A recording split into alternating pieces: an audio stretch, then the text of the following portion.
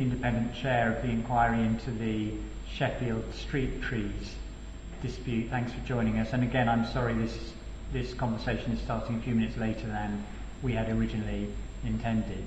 Could you please tell us your name and your role? So I'm Andrew Lockley. At the relevant time, I was chair of the Police and Crime Commissioners panel which related to advising on policing of protests, known as APPP for short. Thank you very much indeed, and thanks for coming and having the conversation today. Now, we are broadcasting this conversation and it'll be recorded and then made available to people afterwards. You understand that? You're okay with that? Yeah. Good. And as you know, the dispute generated at the time quite a lot of emotion and stress and anxiety, and it's important in these conversations I'm having here that we don't inadvertently say anything which might be defamatory or libelous or bring into the public domain private information that should be protected under data protection legislation. I'm not expecting any problems of that with you this morning, but I just want to make sure that you understand that where I'd have concerns, I would flag them to you, where those concerns not to be allayed. In extreme situations we may have to stop the hearing, but I'm not expecting that to happen. I just want to make sure you understand that. I do. Thank you. Now, I sent you, as I am doing with everybody coming to these conversations with me, a list of topics I wanted to discuss, and we'll work our way through them. But is there anything you'd like to say by way of introductory remarks before we do that? I think the only thing I want to say, Mark, is a bit about my background, is how I came to be involved with this. So I've been a resident of Sheffield for 26 years. I'm a solicitor by qualification. After time in London working on policy matters for the Law Society of England and Wales, which included police powers, I came to a role here in Sheffield at Irwin Mitchell, which is a national law firm, and ultimately I was head of public law nationally for that firm. I left Irwin Mitchell because I was invited to take up a non-executive role in the central government, in the Ministry of Justice, which was not, as you will know, but not a full-time role. I was doing various other things. But when Alan Billings was elected in 2014 as PCC, then he asked me to set up and chair an independent ethics panel for police. There are only 3 of those in the country. South Yorkshire is one of the 3, and I think it will be well known that South Yorkshire Police had a history perhaps punctuated by controversy. I think that's the kindest way to put it. I don't regard that as any longer the case, but concentration on ethical issues in principle was an important part of Alan's objective, and I was very pleased to be able to do that. I'll come to the role of the second panel, the policing protest panel, whenever the question arises. Okay, very good. Thank you very much indeed. Well, firstly, let me ask you whether there are any issues you think it particularly important my inquiry looks into within the scope of the terms of reference that I've published. Anything you particularly think we should take a look at? Something that my panel wasn't able to look at, partly because it wasn't provided with the documentation to where we didn't ask them, it was outside our terms of reference, was the impact of PFI contracts on the maintenance of public order. So what was the course of discussions? I imagine you'll be looking at this. What was the course of discussions and negotiations between the council and Amy? And how did it come about that Amy were paid to take down trees rather than find engineering solutions when they were an appropriate alternative? That's not something that was within our remit, but as I may refer to later on, seemed to me at the nub of what we then had to investigate. Okay, well, as you probably deduced from my terms of reference, I do regard that as in scope for what I'm doing. When did you first become aware of the protests around what was happening to street trees? Well, I think I first became aware that there was a serious issue in November 2016, the now well-known Rustlings Road incidents. And that, for the record, is where trees were, as part of the Streets Ahead programme, the project had gone to Rustlings Road in order to fell some trees, and police officers, for reasons which are still not entirely clear, were engaged in knocking on doors at 5 a.m. or thereabouts to ask residents to move their cars so that the tree felling could take place. So I first became aware of the seriousness of the issue for Sheffield residents at that point, both through the local media and because I was obviously heavily involved with the activities of the Police and Crime Commissioner and his office, and it was a matter of discussion there. There was then a brief discussion with the then Assistant Chief Constable Rachel Barber, I recall, on the fringes of a meeting I was at, and I got the impression of some defensiveness on the part of the police, which was perhaps unsurprising. But I wasn't asked to get involved in investigating the policing of tree protests until February 2018. Up to then, I may have received copies of emails, some emails that were going ahead, being involved as a member of the PCC's Public Accountability Board in listening to discussion, but I didn't, and neither did my panel, have a remit, an official remit, as of course later changed. Okay, so maybe you can tell us how you and the panel that was established came to be commissioned to produce the report that you subsequently did on policing Sheffield's tree protests. So the APPP, the protest panel, was set up in 2016 as a way of offering both support and challenge to the police. It followed a rather ugly large demonstration in Rotherham about child sex exploitation. There were opposing parties.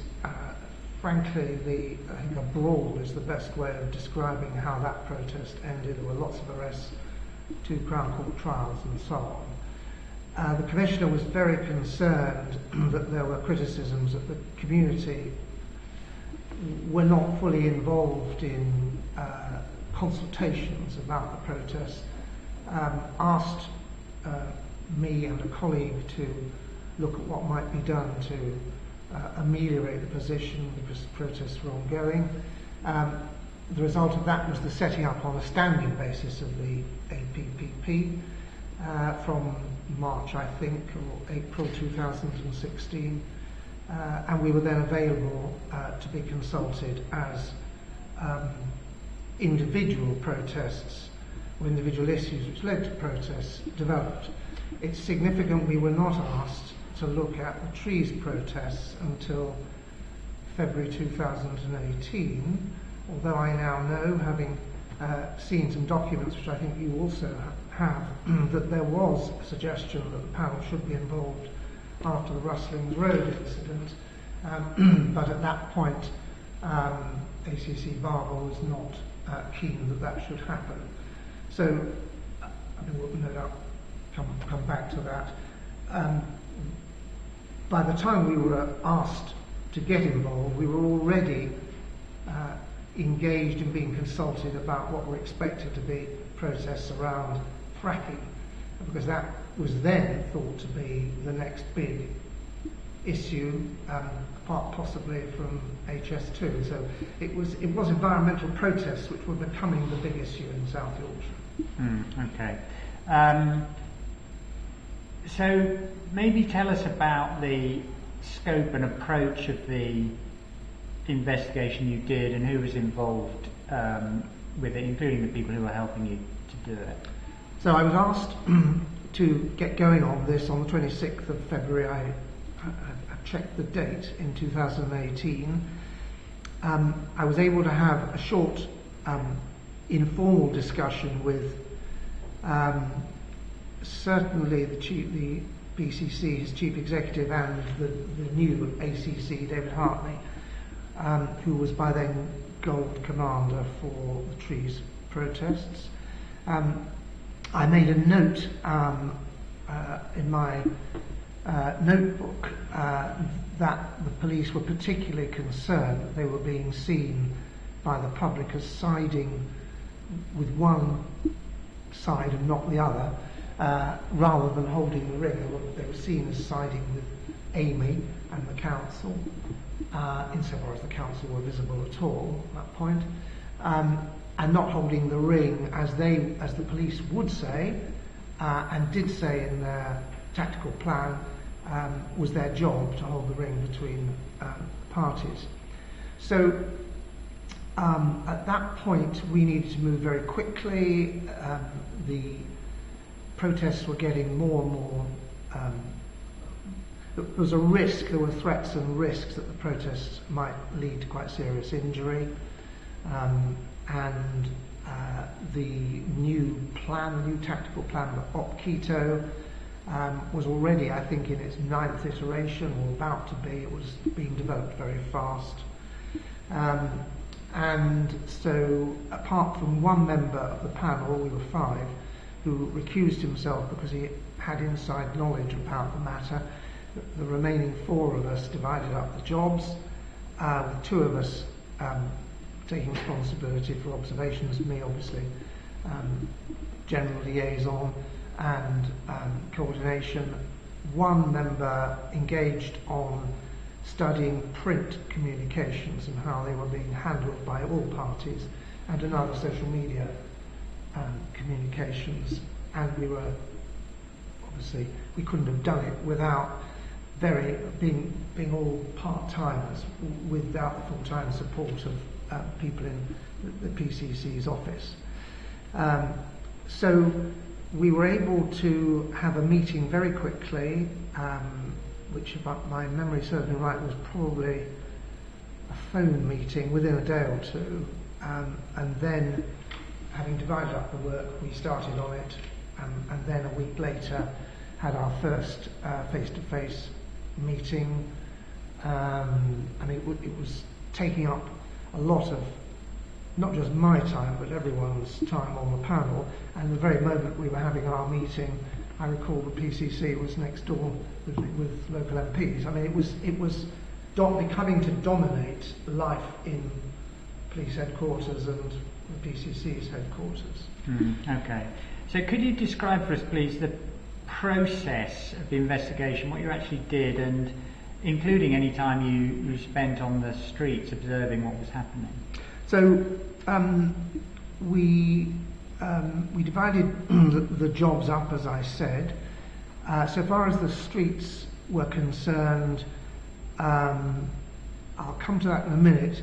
It seemed to me important to observe the meetings that were taking place, and there was an opportunity to observe a Silver Command debrief on the 6th of March. That's been quite a difficult day, I think. So by 4:30 or 5 in the afternoon, the Silver Command with his advisors, so police Silver Command, met with the Silvers for the council, Amy and Amy's security people. I can't be sure they were all formally designated as Silver, but they carried out that role.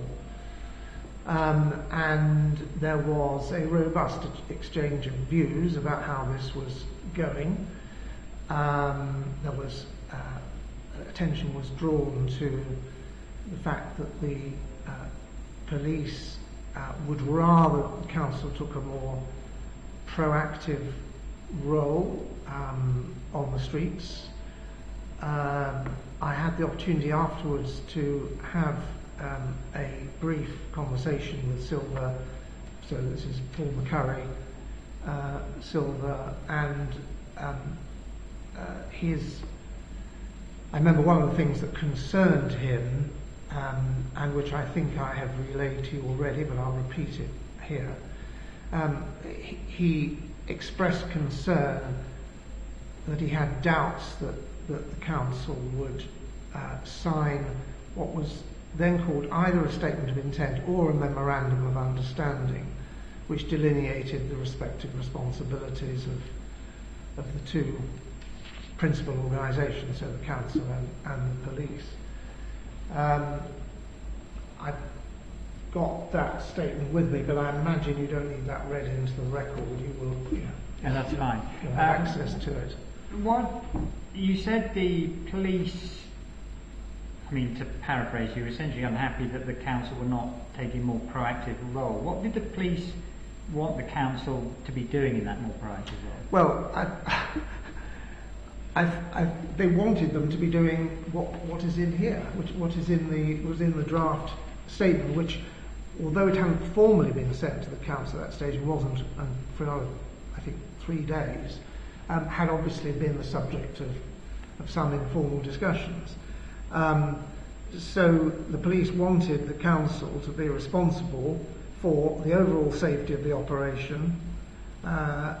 I made a note on my original copy, including the Wildlife and Countryside Act, that was to do with nesting and bats.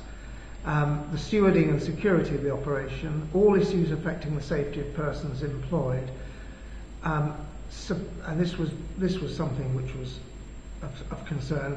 Supply supporting documentation outlining authority to carry out highway maintenance, and there was a list of documents, including which were missing, including permissions supplied by landowners to access private land for the purpose of highway maintenance. And I remember a discussion on that occasion, the 6th of March, about whether individual householders had actually given permission. It was going to be quite difficult for the activities in Streets Ahead programme to be carried out without, in some cases, at least a willingness to allow an incursion onto the properties. So I do remember that being a focus of discussion between, a challenge really from Superintendent McCurry to the council's lead on that occasion, which was Paul Billington, or who was Paul Billington. Okay. Do you want to come back now to anything you did in terms of the investigation and the process of the investigation on the time on the street? Yes. So the briefing was at the end of a day. We took no steps the following day. I was probably engaged on something else. The day after that, the 8th of March, as it happened, became a day on which was sort of subject to a lot of media attention. So Kenwood Park Road in Red, Sheffield 7. And early in the morning there was supposed to be a police briefing, just an internal police briefing, so bronze, tactical advisors, intelligence, the people who are always involved in Silver Command where protests are occurring. And I say supposed to be, it actually snowed overnight, and that happens here.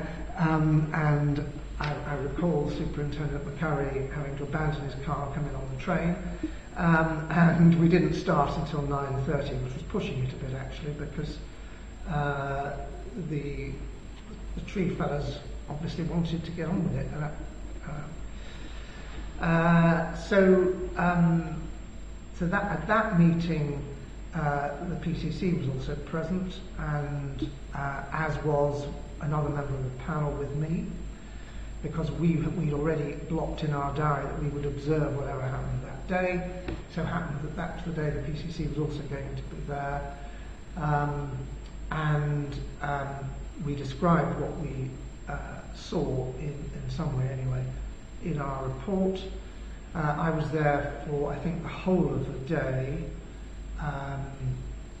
possibly except for the tidying up. I think certainly I was there while the single tree that was eventually felled was felled I don't know, 3:30 in the afternoon or something like that.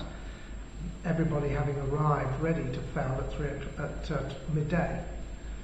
And that was the day on which a protester, not thought to be a local protester, got under a so-called cherry picker. Do I need to explain what a cherry picker is? No, people know what that is.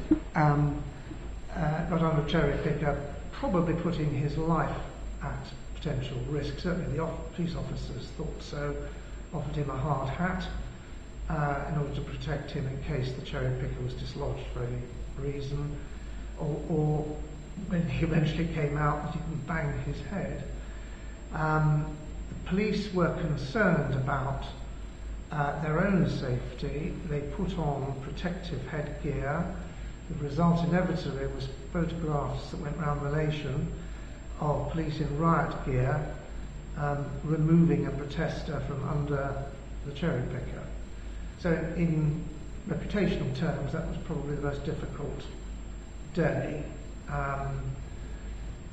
Anyway, the protester was eventually removed. There could have been no activity while he was under the cherry picker. So that was actually, it was probably one of the more worrying days to be observing, as it turned out. We had intended that we eventually would carry out more observations, but within, I don't know, with perhaps 2 or 3 other days of tree felling, the council called a moratorium for reasons which I'll come to. I think we'll write on to another question, I think. So we didn't have the opportunity to carry out any more observations, and our report was based on what we'd observed between the 6th and the 8th of March. I think I perhaps ought to mention, just to complete the picture, that between the internal senior level silver briefing, which began at 9:30, and the tree felling, the Amy and security staff gathering for tree felling, as they obviously hoped, at midday, there was also a very detailed briefing of every single officer who was going to be involved. It was over 30. By Inspector Burgess, who was going to be the bronze on the ground. I was present at that, as was the PCC, and everything was explained, and the powers under which the police were going to act, which incidentally did not include the Trade Union and Labour Relations Act of Section 241, but breaches of the statutory duty to highway maintenance and so on, and the injunction, civil injunction obtained by the council in August 2017 was explained that it was a civil matter, not for the police to enforce it. So from my point of view as the chair of the panel, I came away from that briefing feeling satisfied that the best attempt had been made to explain to the police what their job was, what their powers were, and what they were limited, and the ways that they were limited. Okay. What data and documentation did you and your colleagues have access to for the purposes of constructing your report? We had access, obviously, to the document I've already referred to, the Statement of Intent, or possibly also known as the Memorandum of Understanding. We had access to the Police Communications Plan. We had access to press releases, or anything else, indeed, in the public domain. The Communications Plan was not in the public domain. Right. So, press releases from the council, press releases from South Yorkshire Police, and indeed the Commissioner's Office. The tactical plan, which was also not then in the public domain, but I understand has been supplied to you, the tactical plan for Operation Keto. The social media posts... You had access to that, is what you're saying? Yes. Yes, fine. Yes, sorry. Fine. I just wanted to make sure that we were talking about the same document. Yes. I'm asking what you had access to. Yes, but I wasn't... Tactical plan is not something that everybody would understand, right. but it's the technical right. term the police use. Sorry. Social media postings, and of course our own observations. Right. We did not have access to the PFI contract. Right. We didn't ask, and neither did the PCC's office, because we didn't ask them to, for any confidential documents from the council. Right.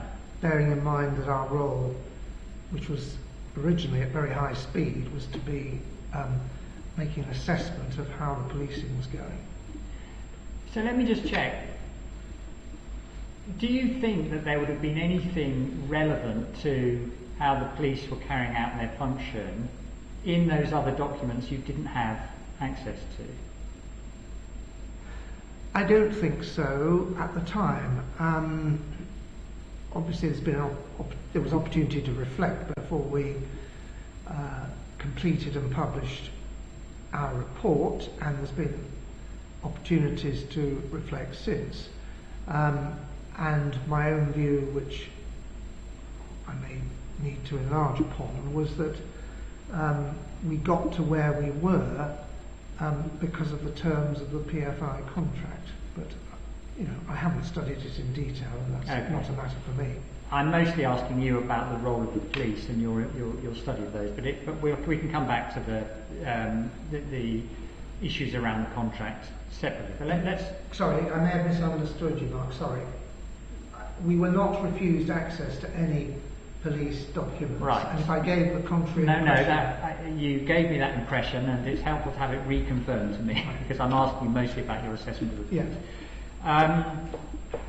When did you prepare and produce your report? So, I've explained that we had to act at considerable speed. So, after the events of the 8th of March, the panel met on the 9th, the two of us who had observed, plus the two people who've been making an assessment of the communications. A lot of effort was put into, on our part, assessing communications, because we thought it was absolutely central to sort of the conduct of the whole affair. And so after 9th of March, we started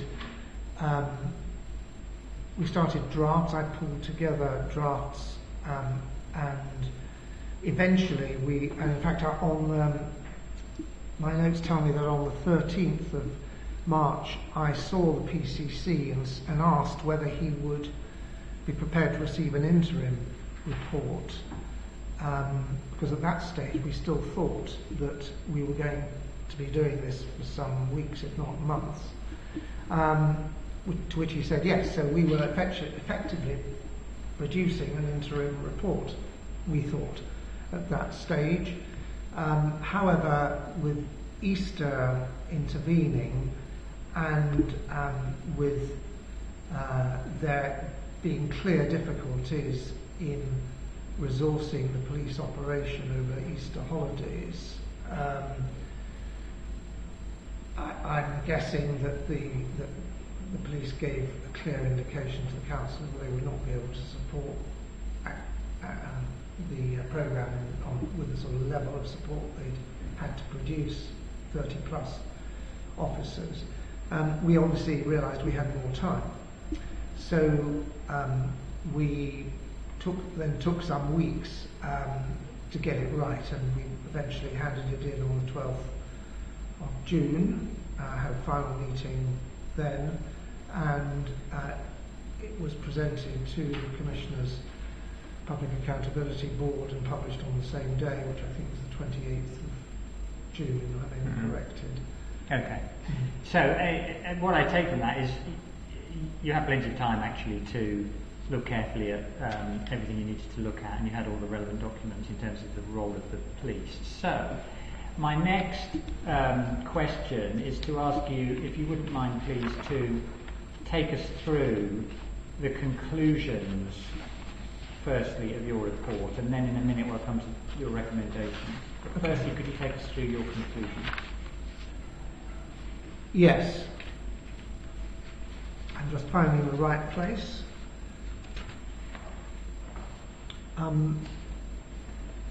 So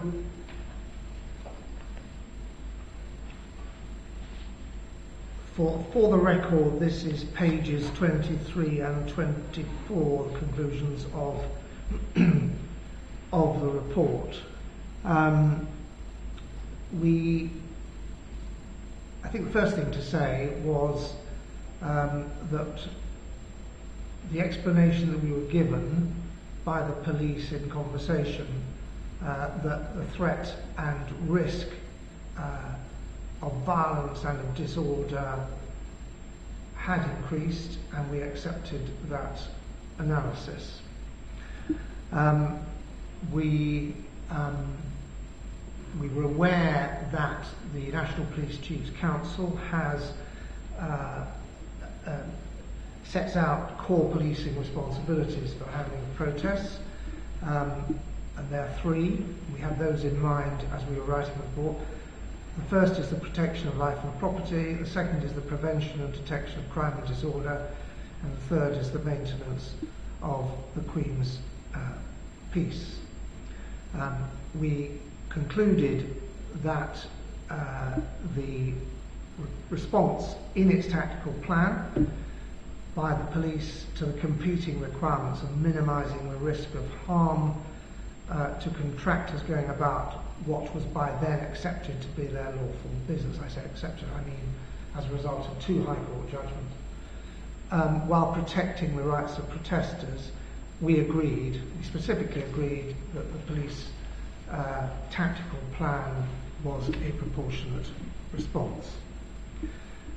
We also formed the view that what happened in reality, not just in the plan, that happened in reality reflected the tactical plan, and therefore that too was proportionate. And certainly our observations on the 8th of March did not lead us to believe that the police were acting disproportionately.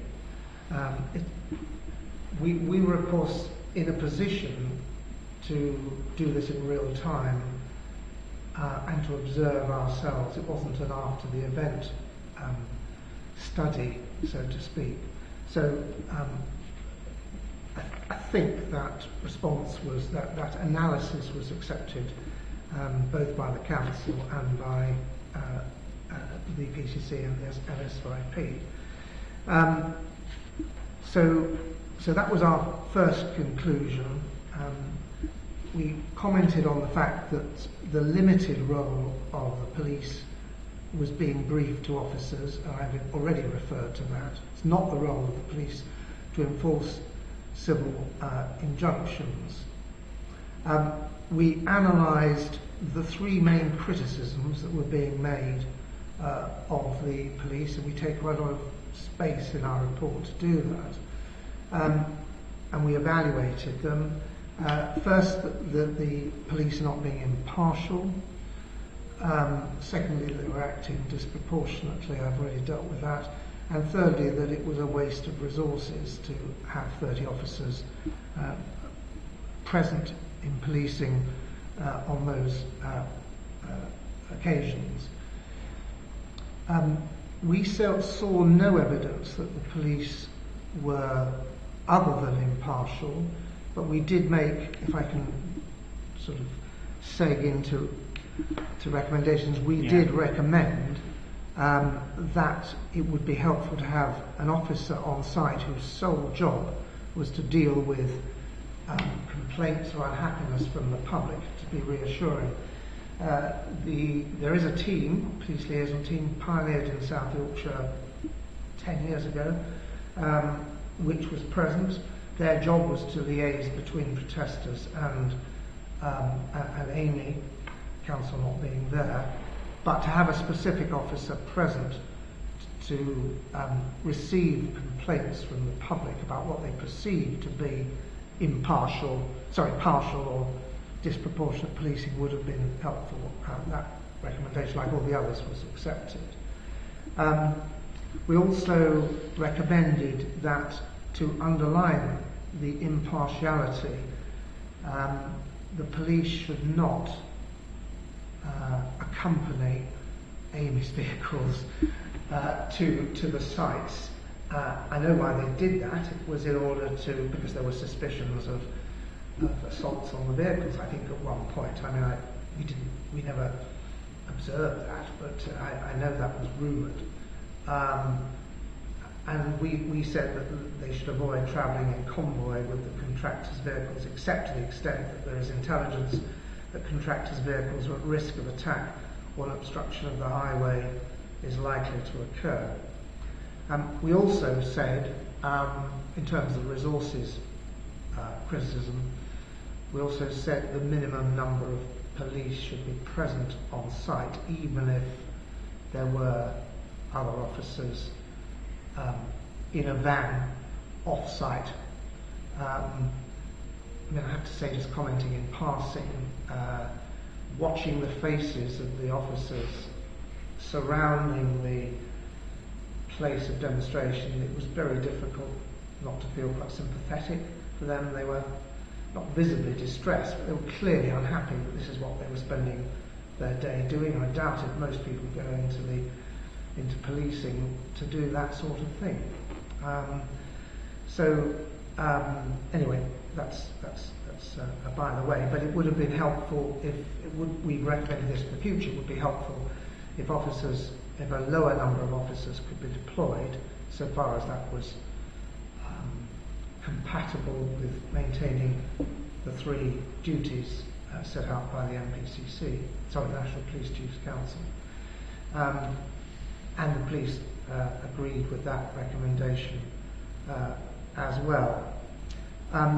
We were concerned about the lack of agility in the police response communications-wise.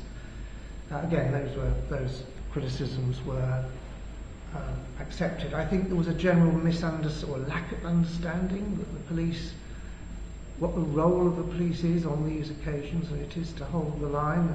Protesters have a right under the European Convention on Human Rights, as incorporated into our law and still is, by the Human Rights Act. And the police brief their officers, the senior officers brief, and I've heard it on more than one occasion, that their job is to ensure that protesters have the right to, for example, the freedom of expression or the freedom of assembly, that they are qualified rights. So that I doubt whether that is widely understood, and we felt that was one point on which the police could have communicated better, whether with house-to-house leafleting in the Roman streets or with more explanation by golden commanders or whatever. I mean, there were many options. Social media was very active at this stage. We also expressed views on the signing of the Memorandum of Understanding, because at that time we thought this might resume. We thought it was highly unsatisfactory. I think we used that euphemism. We were disappointed to find that the Council had not signed what we thought was a perfectly reasonable memorandum agreement defining the responsibilities of the parties. But I have obviously I ceased to be involved in this at the end of our report, but I understand that was never actually signed. And we made some recommendations for discussions on a political level, because I think, as is also the Commissioner's view, this was a political dispute. It should have been solved by politics, as indeed effectively by political negotiations. Indeed, I think it was in the end. We also expressed surprise as to why, where a PFI contract is being carried out in the public space, on a public highway, it is the current legal position that the police cannot recover the costs of policing what is an operation for profit. And we recommended that the PCC should take that up with the Home Secretary or the Home Office anyway. I don't know the outcome of that, but if it hasn't been dealt with by the PCC, I can find out and let you know. But I certainly know the law hasn't changed. Whether there's been correspondence which is would be useful, I don't know. It seemed to us that the law had not been properly reviewed since PFI contracts became a way of carrying out public responsibilities and public duties. Yes, okay. I mean, obviously the PFI has been discontinued now as a thing, so I don't know how far relevant that is or whether the point still stands, but I think that's a factual issue. Yeah. So I was just summarising our recommendations. The reaction to the response to the report was interesting. Unsurprisingly, the police and the PCC accepted all the recommendations, though there's been little opportunity to carry them out. Perhaps more encouragingly, there was an immediate statement from this building, from the we're in the town hall, the city council. Sorry, we are. Just to be clear, you're saying there was an immediate statement from the council. I suspect you may be coming to this, are you? Or can I deal with this? No, please go ahead. I just wanted to clarify for people who it was who made the statement, but so please go ahead. So by the time our report was published, the Cabinet Member for Environment and Street Scene had been replaced. It was Lewis Dagnall by the time the report was issued, and on the same day as our report was issued, the Cabinet Member, Councillor Dagnall, said, "As we're currently reconsidering how to move forward with tree replacement work, we welcome today's report as an opportunity to reflect and learn lessons from previous experience. While operational decisions are rightly a matter for South Yorkshire Police, the report of the Commissioner also presents suggestions for improving engagement between the police and the Council. We will consider these seriously, and I'll now look to meet with the Commissioner. It's our sincere hope that achieving a compromise will mean further police involvement proves unnecessary when work recommences, as noted in the report, and continue to meet with residents and stakeholders, and so on." I assume this is available to you. Indeed, and of course the sincere hope he expressed there turned out to be what happened. So thank you very much indeed for taking us through so carefully your conclusions and your recommendations. Dr. Billings told me earlier today, in response to a question I put to him, that it would be a fair summary to say that your report did not include major criticisms of the police, but it did include a number of suggestions on how the police could improve at the margin, as it were, the way they were engaging with this. Would you agree that that's a fair summary? Yes, I would. I think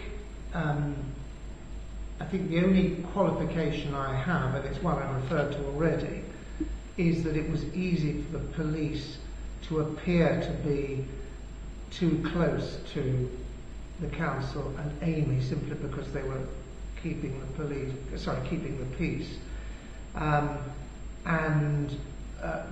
We tried to think of ways in which that could be, a distance could be publicly shown, and the only one we could think of was apart from communications, was not travelling in convoy.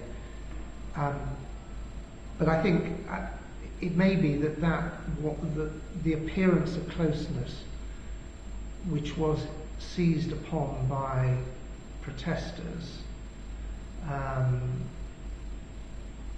in my hearing on the 8th of March, whose police, Amy's police, that kind of thing. It may just have been inevitable because of the position that the police were put in. So I'm not suggesting that's a major criticism. I think it's probably inevitable that it put them on the back foot.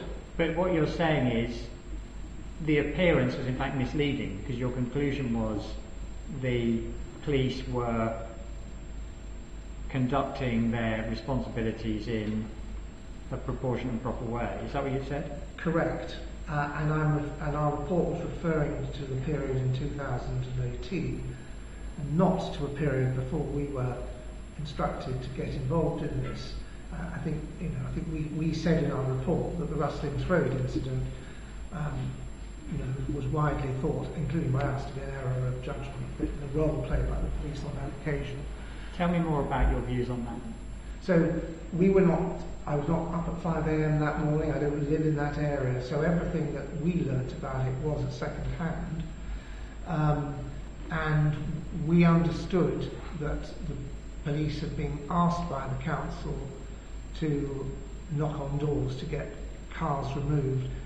It may have been the objective may have been on the face of it, probably was a public safety issue, but it made the police look as if they were the council's servants in that regard, and therefore it's no coincidence that when there was next a serious incident, which was in Mearsbrook Park Road in, I think, January 2018, the police took a different tack and wrote very carefully a tactical plan. So that lessons were learnt from that. I'm not sure I can assist further on that. Okay, no, that's fine. That's helpful and it's clear. And I also have heard evidence today on that from Dr. Billings as well. Thank you. You touched on this already, but what was your impression of the relationship between the council and the police in that period in early 2018 when you were involved? So, our observation was that the police command felt that it had been drawn in too far, and that was articulated.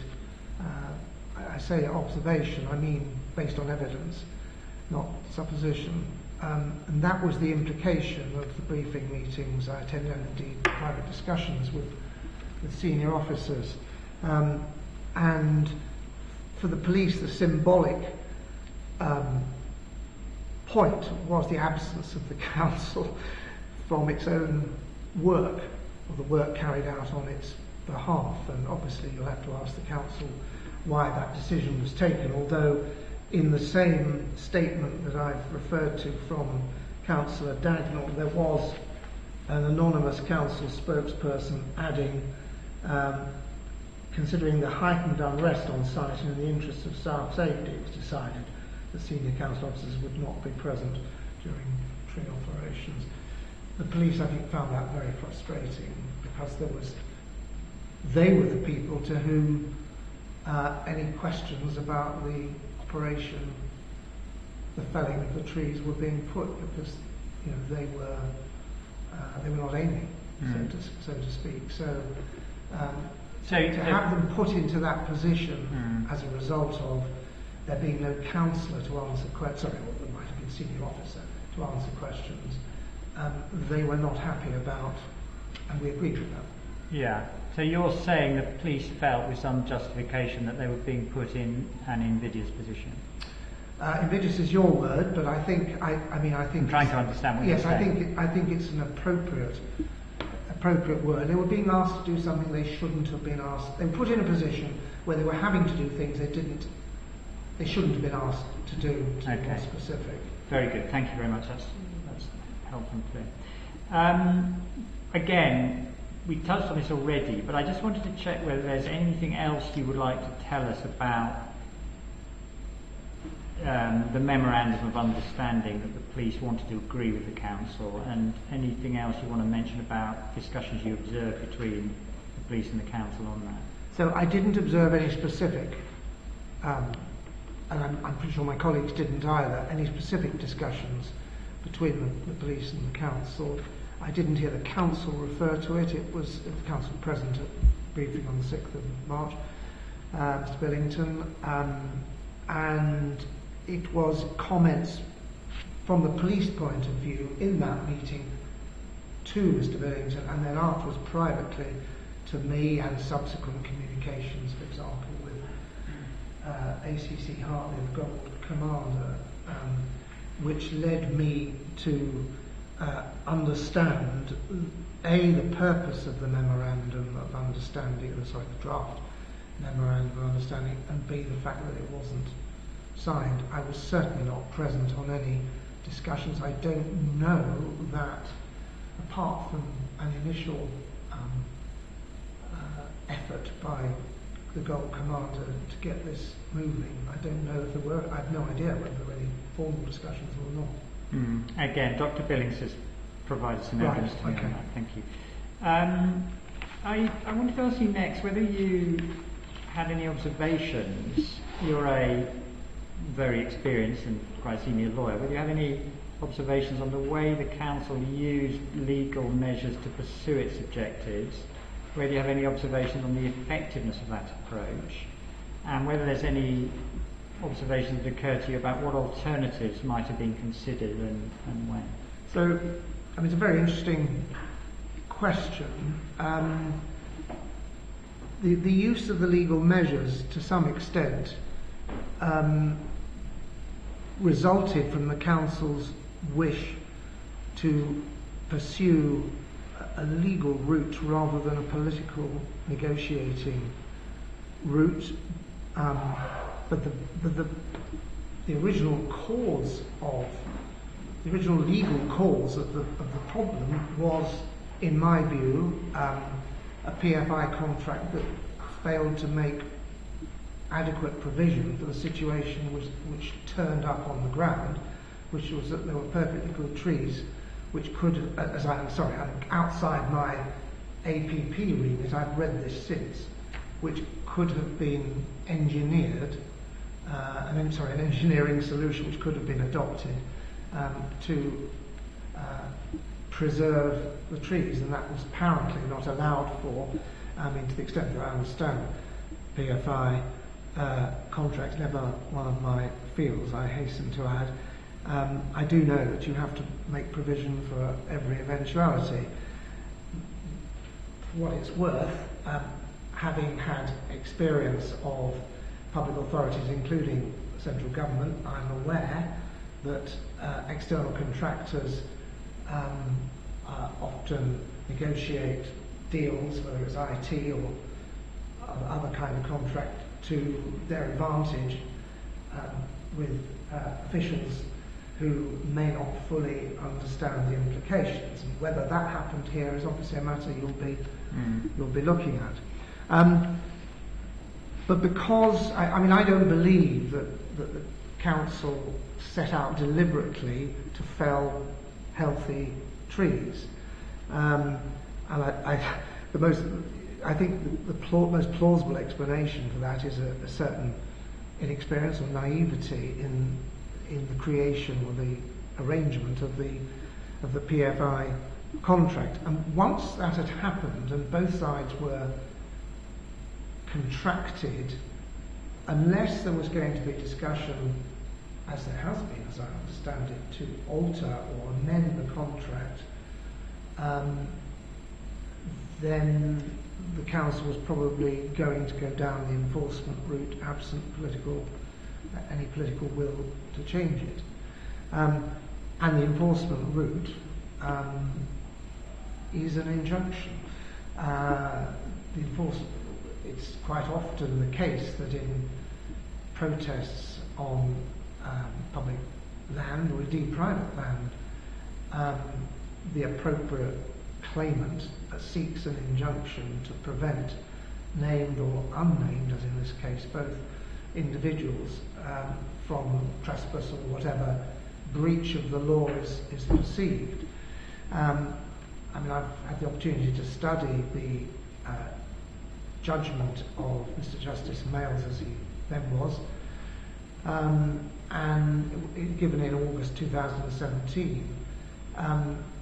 And he made his decision to grant the injunction on the basis of perceived breaches of the Highways Act of duties and of trespass.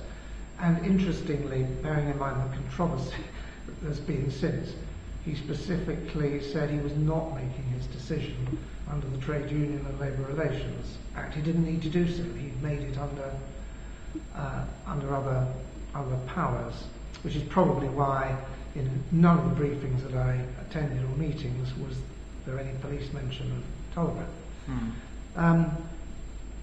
So the council used the grounds for an injunction that it had available. It's obviously been advised. I believe that the trade union route was in the brief. It was argued by council. That's the implication of what Mr. Justice Mayles said, but not picked up the invitation to adopt that as a route through to the injunction was not taken up. So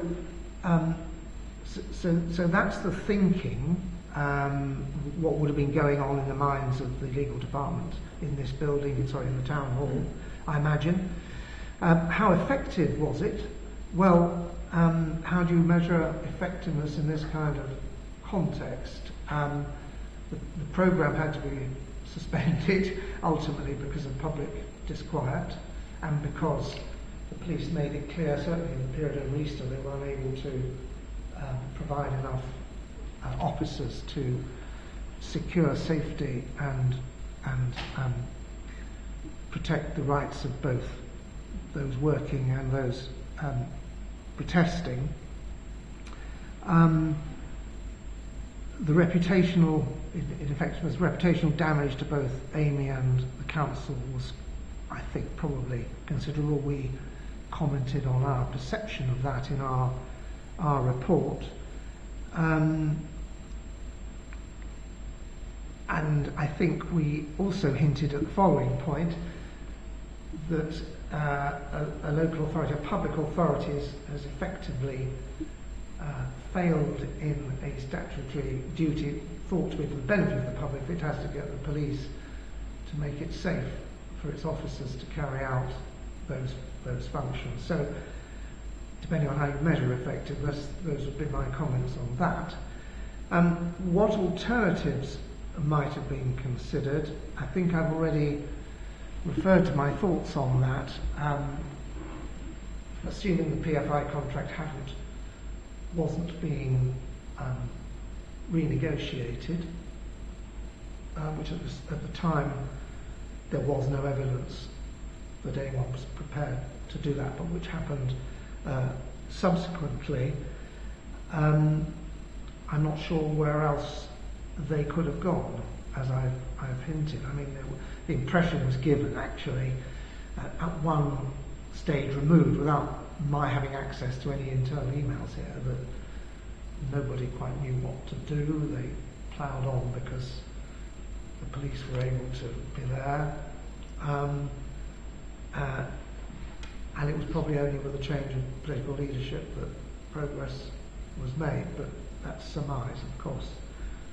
Okay, very good. Thank you very much indeed. And I invited you to speculate, and as you've acknowledged, part of what you've just told us is your theory and a little bit of speculation. Of course, one of my jobs is to establish the extent to which all of that is corroborated by evidence, which I'm trying to do. Yeah. Now, do you have any observation or assessment of the current situation, or any concerns about issues currently being faced or that may potentially arise during the remainder of the contract for the Streets Ahead programme, which, as you know, extends to 2037? Yeah, I don't have any inside knowledge on this. I mean, my panel completed its work in June 2018, and the panel then was not engaged on, didn't need to be engaged on treaty protests. So I don't have any inside knowledge subsequently. I would, however, be very concerned if,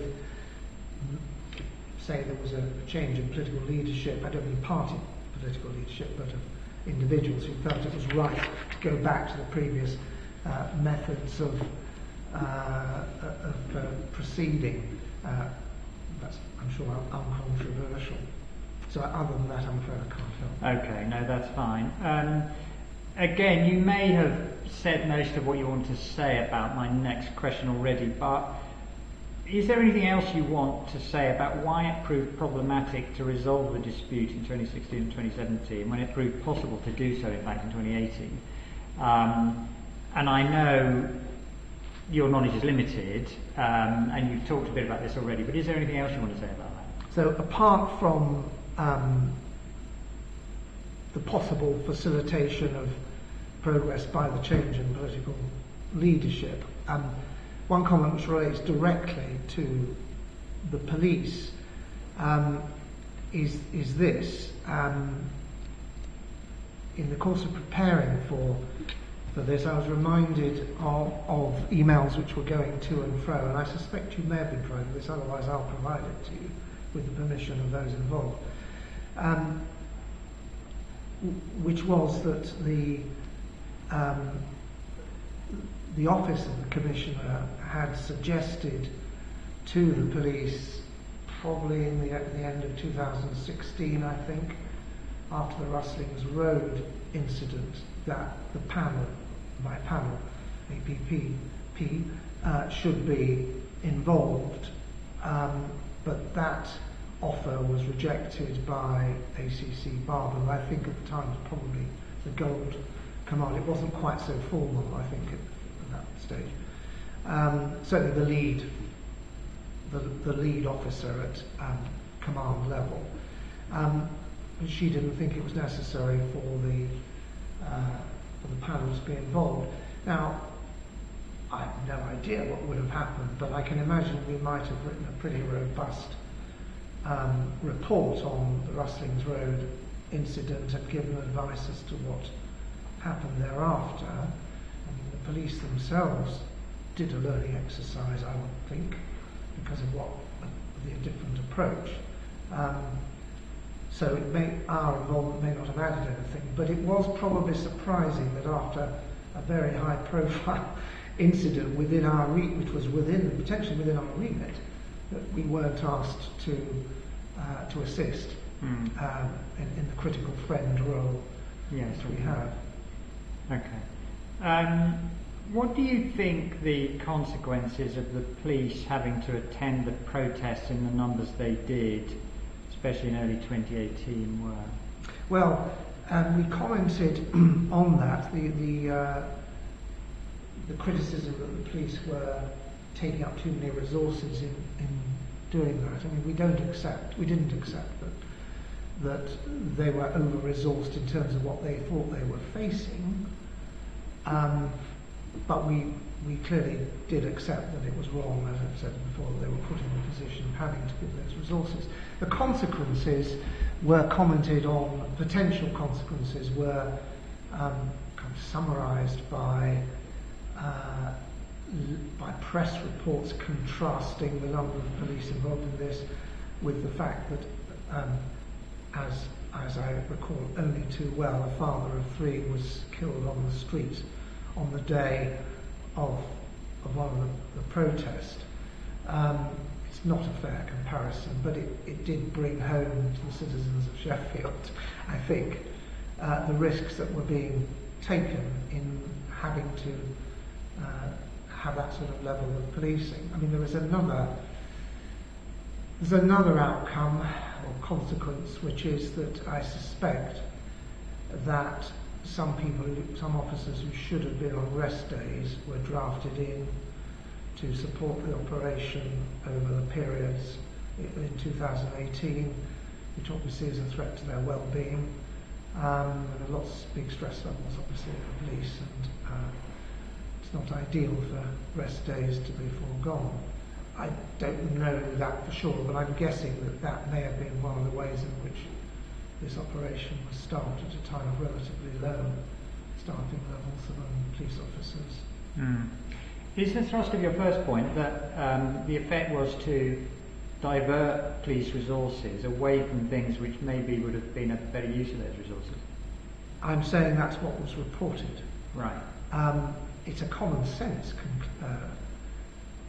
conclusion to draw from the fact that there were 30 plus officers on one site in Kenwood Park Road, which means they weren't doing other things around the city. That might not have been neighbourhood policing, but it might have been preparing cases for trial, or, as I say, having rest days. All of those things are essential to get a properly functioning force.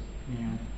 Is there anything else that, with the benefit of hindsight, you think might have been done differently by any of the main stakeholders, in particular the council and the police?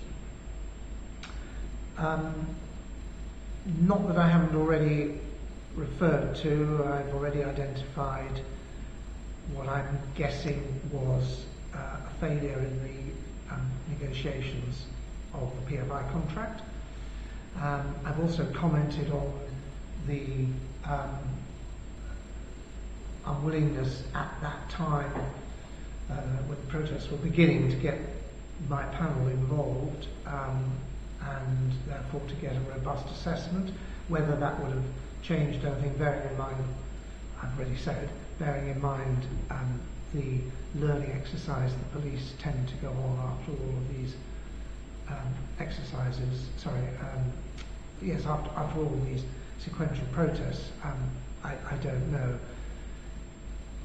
Okay, is there anything else you'd like to say about how the risks of similar problems re-emerging in the future can be minimised? Well, the injunction will have lapsed. Of course it lapsed, it was only for a year, so it lapsed in July 2018. So I don't know, I've already said I have no inside knowledge, but unless a further injunction would be sought, and I found that difficult to believe. Well, there were, in fact, in the middle of 2018, further processes in the courts which did lead to an extension of the injunction, which has now lapsed. Right, okay. But the injunction has now lapsed was my point. And I'm not sure how any revival of the approach, as I've already said, could, if the council were doing it, could be done without some similar kind of legal authority.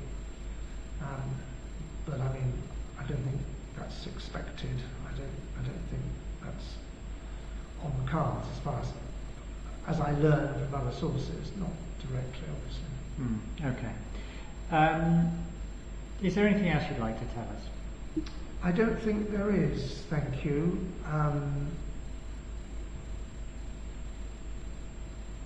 No, I think one could talk at some length, or greater length, about the legal basis for the injunction, but I don't think that's going to assist in the broad spectrum of things. Okay, very good. Thank you very much indeed. Thank you. Charles, can you stop recording?